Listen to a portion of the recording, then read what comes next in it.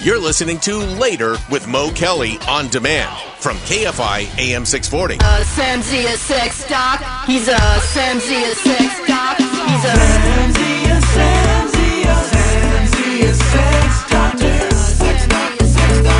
He's a sex doctor. Sam on the tour with you. Sam's a sex doctor. He's a sex doctor. Yeah, the sex doctor Sam Z is in right now. So listen up to KFI's Later with Mo Kelly. La la la la, later with Mo. Okay, later with Mo. La la la, later with Mo. KFI AM 640 is Later with Mo Kelly, live everywhere in the iHeartRadio app. The sex doctor is in. Doc, Sam Zia, good to see you. How you feeling tonight? There's a button, yeah. I'm not used to being on this side of the studio. Usually, nice. Yeah, usually on the technical director side. Yeah.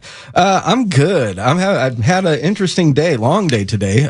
My dog was sick, so I had to go and take him to the vet and make sure he was okay. And he's How's good. he doing? Okay, good. Marley's good. He's an old dog, but he's still kicking. All right. Yeah. I empathize with you because we worry about them at all times. Oh, for sure. And you've met Marley before, so yep. you know how much of an awesome dog he is. So I had a little moment of trepidation today, but I was able to, dog's fine. He's on a all boiled chicken diet. Good. It's good stuff right now.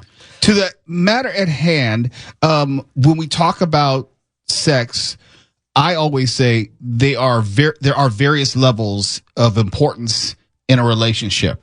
In other words, when you talk about sex, you're also talking about a relationship of some level, of some sort. And it doesn't have to be explicitly sexual. Yeah. It's just how people relate and interact. Is that fair? Yeah.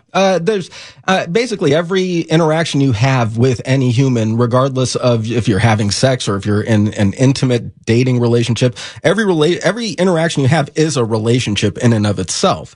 So, sometimes if you're just, a person you're asking for what time it is, that's a very brief relationship. You don't have to worry about any breakups or any emotions there. But when you have more long-term, like intimate relationships, walking away from those relationships tend to be a little bit harder. And I was having a hard time thinking about stuff to talk about today until certain events happened on social media. And I was like, you know what? Breaking up sounds like something that we should be talking about. I know Neil Sedaka somewhere saying, hey, I should do a song about breaking up. I think Adele has made her entire career off of it. Let me ask you this, and I think I know the answer, but I wanted to hear it through your lens and how you see the world. Why is it after you have a sexual relationship with someone for any amount of time, the more difficult, the more emotional the breakup tends to be? Well, sex and emotions tend to get conflated with each other. Some people can compartmentalize it, and the relationship of sex can be transactional. Whether it's, you're giving me pleasure and thank you very much and I'll see you next time, or, there could be a financial transaction behind it. But when it comes to intimate relationships, sex and emotions tend to blur together. And that's the thing, is that a lot of times when people are walking away and breaking up, they are breaking up with more than just that person. They're breaking up with a lot of the habits that they had to build around that relationship. That's a great point. So it's not just I'm not losing the person. I have this giant void in my life that that doesn't get filled, but gets triggered and gets tripped over every single time I see anything that reminds me of that other person. I'm just remembering all the bad breakups I had. Yeah. And that's the thing. I work a lot of times with couples. I'm a licensed marriage and family therapist, so I do a lot of work with couples who are obviously, trying to make things work. But a lot of the couples that I work with are ones that are breaking up. And the way that they interact with each other, particularly if they have kids, determines the outcome on if people's feelings are going to be hurt, whether they're looking back during the time that you had together with positive feelings, or if you're looking back at it with a lot of negativity. Now, ways to break up, and it's important to just be able to safely and effectively break up with someone. The best thing you can do is not send any mixed messages about what you're doing. Make sure that you know what you're saying. You're sure about what you're doing. Don't flip flop on it. Don't go back and forth like, oh, I don't think I want to be with you, but I'm not sure. You know that's easier said than done when you're talking about the totality and complexity of the emotions involved, wrapped up in and around the sex as well. Yeah, easier said than done, for sure. And here's the thing, and it's same with sex, and it's same with relationships. Communication is key.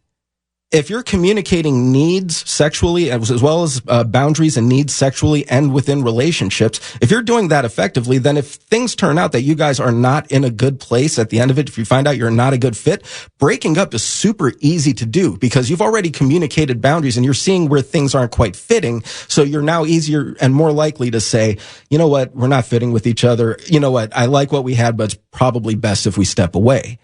If you're not having that effective communication of needs and boundaries within the relationship, a lot of times that's really based in on shame. A lot of people are really ashamed about some of the things that they want to talk about, feelings that they may have, so they hold them back. And it really requires a lot of safety to communicate uncomfortable topics and uncomfortable things with each other so that you can actually make it so you can break up effectively. Okay, you say can break up effectively. If we were to generalize, in your professional opinion, your experiences dealing with couples, is one sex better or more adept at navigating breakups than the other? No, it's different between every individual person. Some people develop such a sense of familiarity within the relationship that they don't know what life looks like without that other person. So there may be somebody who, within the relationship, one person may be harboring the idea of wanting to walk away from the relationship for years, but not knowing how to address it, not knowing how to bring it up, constantly feeling shamed about anything that feels a little bit different, while the other person may be feeling totally fine about the relationship. So by the time the point comes up where the person says, I'm done, we need to break this off, one person has had several years long head start on the idea of walking away while it's hitting another person like a brick at that moment. Wow, that's deep. Yeah. That's deep. But also, the person who gets hit with the brick-like emotions, that probably sets into motion the bad breakup. Am I wrong? Yeah. Well, and that's where communication throughout the relationship is so important. And if you don't have that good communication throughout the relationship, it is vital to not send mixed messages if you are in the process of trying to break up with somebody, because for that entire length of time that you were together, they may not even know that you were unhappy. And now all of a sudden you're hitting them with that. You can't hit them with like a half-assed approach, like, well, if only this could be a little different. No, it's like, you know what?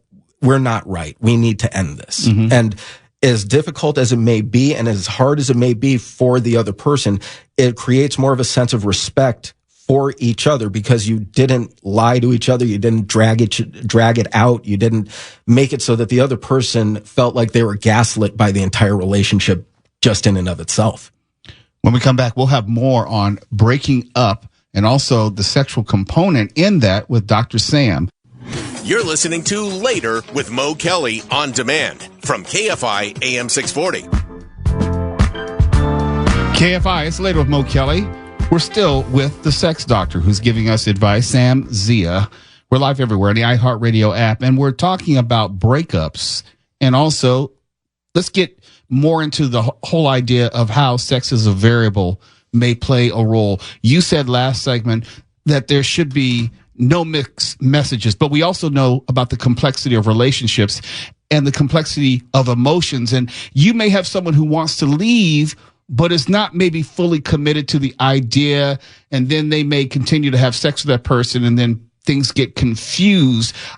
I don't blame a person who may send mixed messages because they themselves are maybe unsure. Yeah, they may be feeling conflicted about everything and not quite sure where things are going. And good sex is a great Band-Aid on a bad relationship.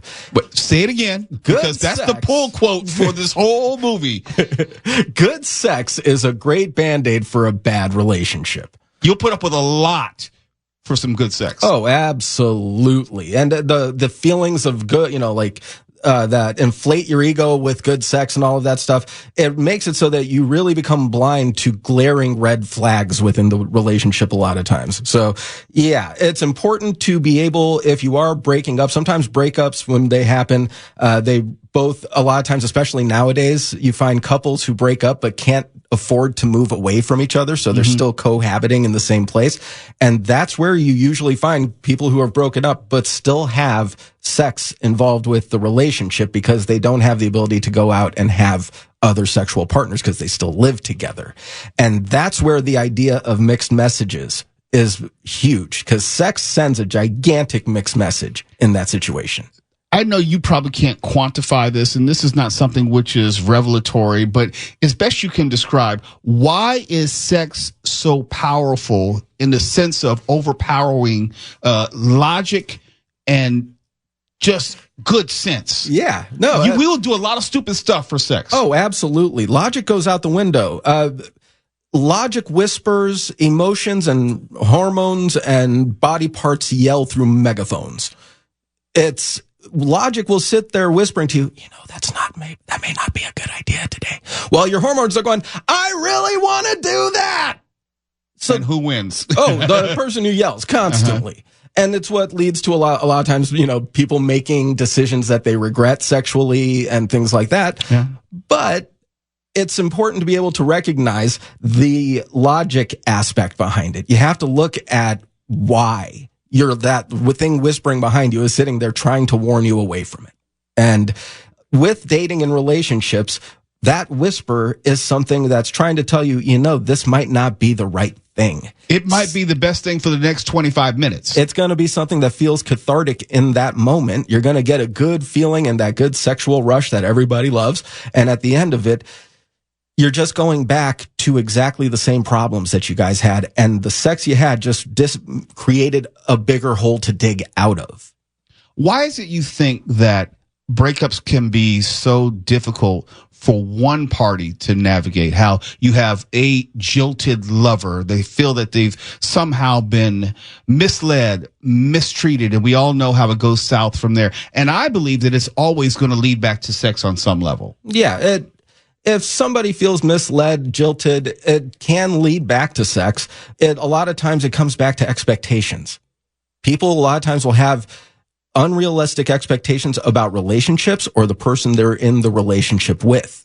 And sometimes that person that they're with doesn't meet those expectations. And then they start finding ways to destroy the relationship, but they don't want to be the person responsible for the destruction of the relationship. They just slowly erode it over time. For some people, sex is very, very, very important. It can be very, very important in the way that, hey, we're only going to date. We're going to date for at least 6 months before we have sex. They place it on that type of pedestal. And for other people, it's like, yeah, one night stand, whatever. Yeah. What do you think that comes from? Why is it some people place everything on sex and some people can be very casual about it? It's based off of their expectations of what sex actually means. Okay. People go in a lot of times thinking, if I have sex with this person, it's because I'm building this emotional connection with them. And some people have sex to avoid having emotional connections. Yes. So that's the thing. It's a matter of what that individual is expecting from that relationship. And especially, when you're talking about breakups like we were, sex and breakups become amplified when it comes to social media. Why is that? Because there are people who will, I've seen people when they break up go to social media and start bad-mouthing the other partner and start saying some really harsh, negative stuff that may be sexually based. Maybe talking about maybe talking about body size or appendage size or whatever. And that's where it's like, you're now showing us who you are. Your bad mouthing isn't necessarily making the other person look bad. It may make them look bad, obviously, but it's making you look worse.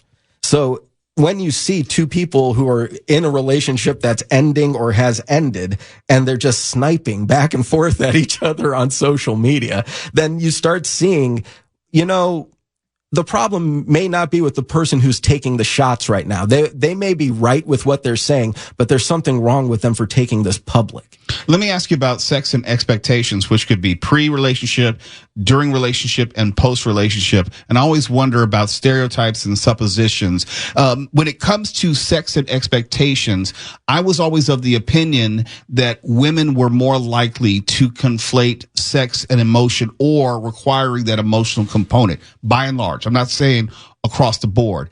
Is that true as far as men being able to separate sex and emotion better than women? Men, I get the feeling, pretend that they can. It's a great distinction. I feel like there's the expectation on men to be able to have sexual relationships without that emotion. And it's a sign of their virility, and guys give each other high fives in the bar and all of that stuff because of it. Yeah, notches on the belt and keeping score and that kind of thing. Absolutely. But at the end of the day, if that person who's getting all those notches under the belt is still alone, they're not going to be feeling so great about those notches under the belt unless they're talking with people who are giving them a high five. Mm-hmm. Unless they're getting that approval from other people. Mm-hmm. If they're by themselves, it kind of sucks if you need other people's approval. Mm-hmm. Mm-hmm. If you have somebody else who's there, it makes it a lot easier. You have to have a different approach to the relationship. You can't look at it from the way you would look at it like this is just another conquest. This is someone that you're sharing life with and sex with and sexual experiences with. And a lot of times people break up good relationships because of bad communication. When you say bad communication, you mentioned social media. My last question to you is this. Has social media in a general sense made breakups that much worse because everyone is more privy to details of the relationship, even the breakup that they wouldn't know previously? Yeah. It brings up the idea, should you block the person you just broke up with? Okay, let's see. Because I've been blocked and I blocked people. Yeah. Now, it comes down to if you are okay with that person afterwards. Like a lot of times when you break up with somebody, part of it is the breakup is establishing the boundaries, the new dynamic of the new relationship you have going forward. If you can't be friends with each other, that means you're cutting things off. You don't want to talk to them anymore. If you want to be friends with them, then prepare to go on Instagram, see them with, posting pictures of thirst traps and posting pictures of themselves with their thirst traps with their latest advertising. Having pictures of them with their latest sexual conquests, and you're sitting there being like, I'm feeling some kind of something about it. If you are if you're okay with it, then go ahead and like it and move on, swipe up and keep moving. If you don't like it and it causes that emotional distress within you, then block them. You don't need to see that. You don't need to be a part of that anymore. That's not your life anymore. You can let them go on and be happy. And it goes to the idea of people who have kids. But I still love her. She broke up with me. I didn't ask for her to leave. Yeah, then it means if you really love her, you want to see her happy. It doesn't matter if it's with you or not. But many times it's possessive. And that's where the problem is. If somebody is looking at another person as a possession, then you are not going to have a very successful relationship long term. That other person is going to know that they're feeling like you are theirs, and sometimes they get a lot of security and sense of safety out of that feeling, but that feeling can those boundaries can be easily overstepped, and people can feel controlled. And that's where things fall apart. Sam, the sex doctor, how can people reach out to you for more advice, insight? Obviously, you're a certified therapist. How can people reach out? Yeah, you can hit me up on my Instagram, at SamZ on air. If you want, you can hit me up on the, Psychology Today page, SamZ, license number 106352. It's Later with Mo Kelly. It's always great to see you, Sam. We'll do it again next week. Yes, sir. We're live everywhere in the iHeartRadio app, and believe it or not, we have an OnlyFans update. Maybe you shouldn't leave, Sam. Oh, no. Yeah, you saw my eyebrows. Yes. But did you see mine? I thought you were going to toss to me with OnlyFans toss. I was going to be like, did you want to shout out your page? Did you find it my OnlyFans? Listen, KFI does not pay well. We got to make that money. Oh, she said that out loud. I was about to start showing my feet. Just saying. Yeah, no one has to see your face, Heather. You can do it under the table. Listen, literally. I'm on there right now. All right. Heather Brooker. You're listening to Later with Mo Kelly on demand from KFI AM 640.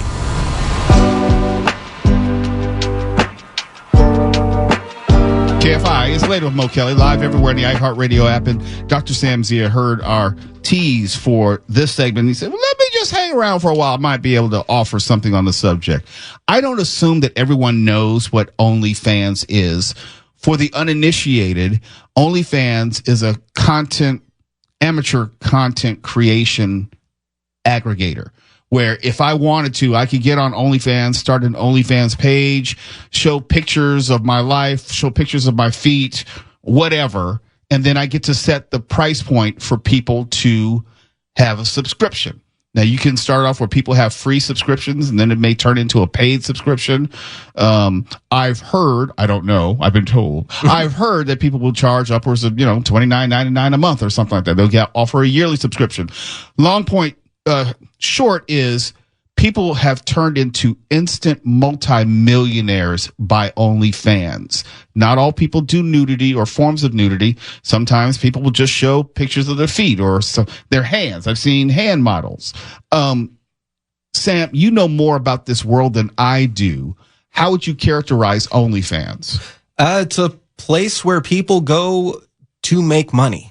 They're putting whatever they can out there. It doesn't necessarily have to be nude or explicit content.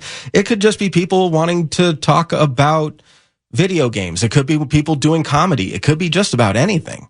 And now the thing that's most known for and the thing that seems to generate the most money are people who are using it to distribute or do live explicit content.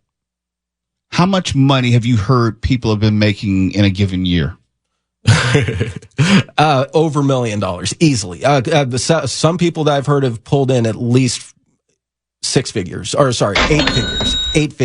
And these are oftentimes random people. When I mean random, not professionals who just decided to do this. Yeah. I work, one of my jobs, obviously, I'm a licensed marriage and family therapist. I work for an organization called Pineapple Support. They offer mental health services to sex workers, cam models, porn stars, things like that. So I have a lot of clients who are cam models, and they went from places like they were working in kitchens, working as chefs, or they were working, just doing minimum wage jobs.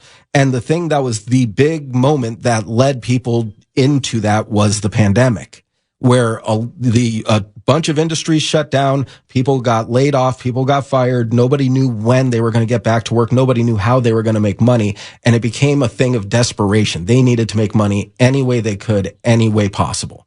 And so one of my clients went from being a minimum wage worker to making 6 figures within 2 months. And this is not work in the sense of where you're putting in 8 hours or 12 hours on a set, working with 6 or 7 different people with the physical toll it may put on you. This is just your own creativity. You're at home. You're in your own comfortable setting. You choose your hours. You choose when you want to go. You can set up a schedule for it. You can shoot content with other people and post it on there and have people pay for each individual scene that you shoot. There's 1,000 each individual photo. Yeah. There's 1,001 different ways to make money on there. And people have, a lot of times, like, say, for example, we talk a lot about the porn industry. Before the pandemic, the porn industry looked at OnlyFans and sites like that with a little bit of, like, they looked down upon them a little bit. If you go to, like, AVN. Really? Yeah. I'm surprised. If you go to, like, AVN, there would always be the booth for the cam models, like, specifically who were there for the companies that were, like the specific websites that were filming or doing the footage. The rest of the people who were contract talent at first weren't holding them at the same standards, and they were holding each other separate. You could tell they were like, it was kind of a niche. They were in their own individual groups. Now, especially after the pandemic, it made it so that, the industry, the first industry to come back during the pandemic was the porn industry, because they're very good about how they keep things clean on set. So they had great protocol when it came to COVID. Didn't know that. And so they came back faster than any other industry. But what happened in the meantime was that all of those performers found out they were making way more money without having to filter money through the companies and the production companies and the corporations and all of the other middlemen, and just do it directly from their own house, not worrying about going to a set, and make more money, have more interaction with their fans, do less work and have more control over their work.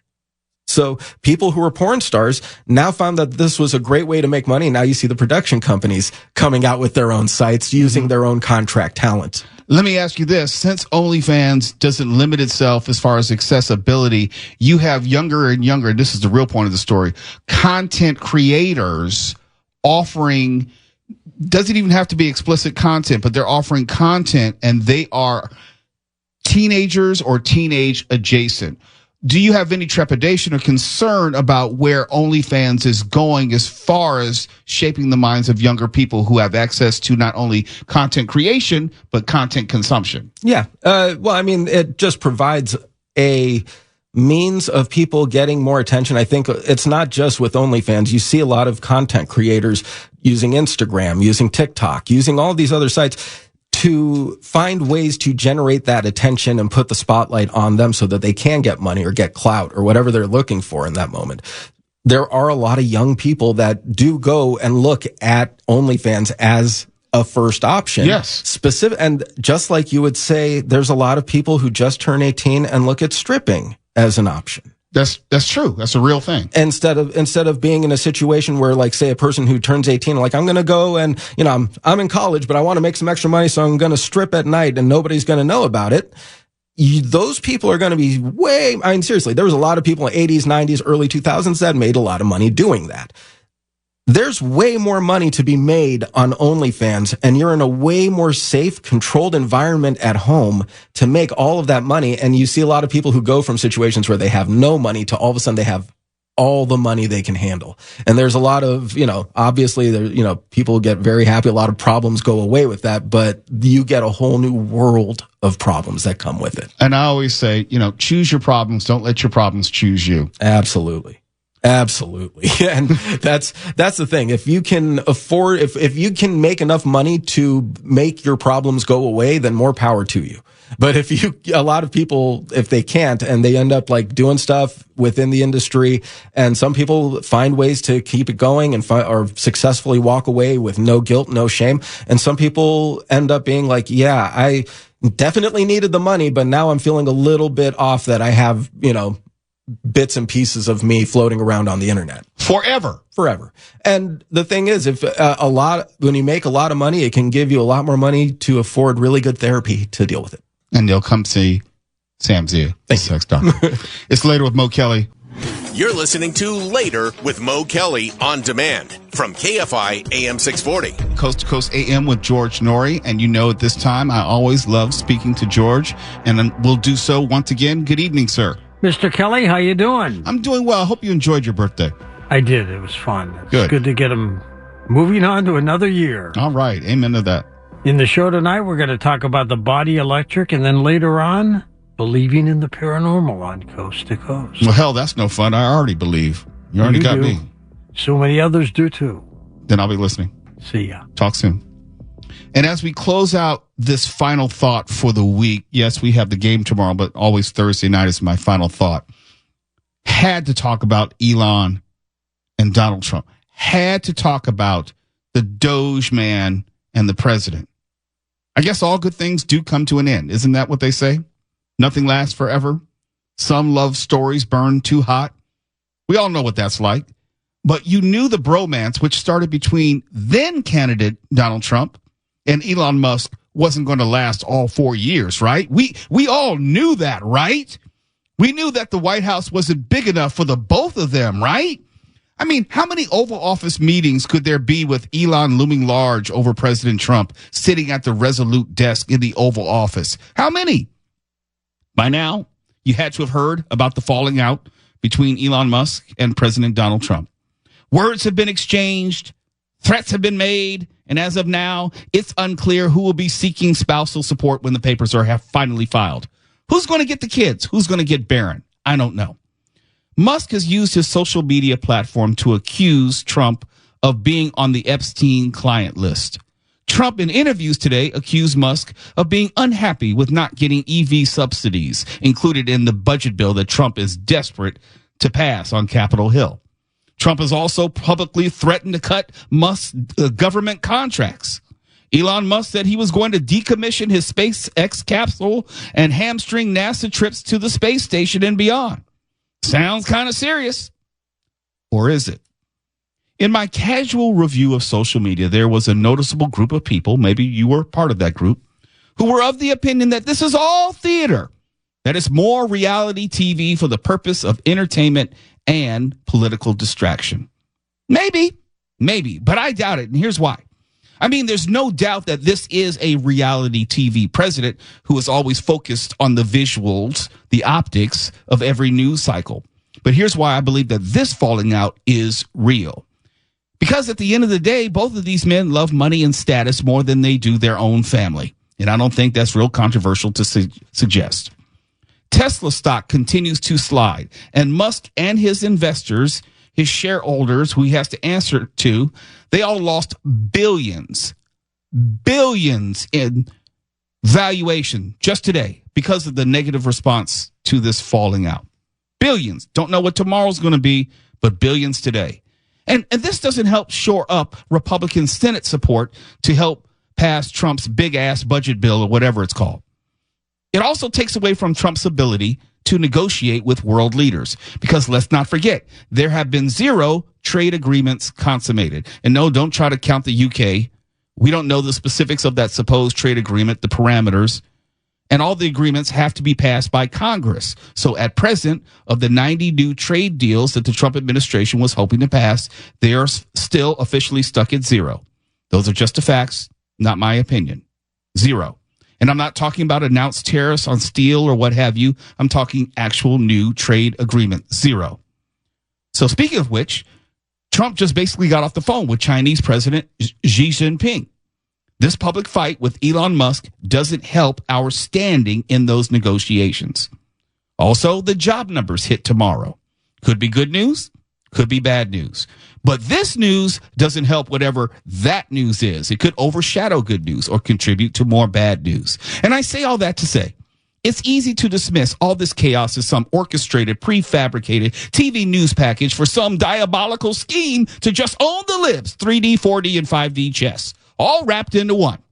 But let's take a step back. There is no upside for this happening or happening at this time. Not for Trump, not for Musk. It won't help the budget get passed. It won't help Tesla stock for Elon. It won't help any new trade agreements get signed. It won't help the news of the job market tomorrow. The news cycle is always slower on Friday. If you just want to distract, you set this off on a Monday, not a Thursday. Fridays are the slow news days. Now you've given the media something to focus on that they'll talk about all day long tomorrow that's negative in what likely would have been a quiet Friday. This is all they'll talk about tomorrow, and maybe sluggish job numbers. So this is real. There is absolutely 0 upside to Trump and Musk going at each other in such a public way, not in a political sense. Is it entertaining? Of course, sure, but it doesn't remarkably change anything. That is, and here's the caveat, unless Musk continues to escalate. If it doesn't go any further than a bunch of social media insults exchanged back and forth, no real harm done. The earth will keep on spinning, and Musk will go back to his private business interests and being king Twitter troll. But if Musk uses his previous access and present disaffection to start other fires in the Trump administration, or uses extensive wealth to disrupt Republican candidates running for election or re-election in the coming midterms, then we could be having a very different conversation 6 months from now. Musk has insider knowledge and out-of-this-world resources. You don't want him or anyone like him as an enemy outside the administration. There is real danger to Trump and the GOP if Musk truly is going rogue. Hell hath no fury like an Elon scorned, or something like that. Regardless, it's going to be one messy divorce, or they may even reconcile in the short term to only be right back serving each other with divorce papers in 6 months. Love is complicated. Jilted lovers can be spiteful. If anything, life has taught me it is that. As President Trump will say, we'll see what happens. For KFI AM 640, I'm Mo Kelly. You're listening to Later with Mo Kelly on demand from KFI AM 640.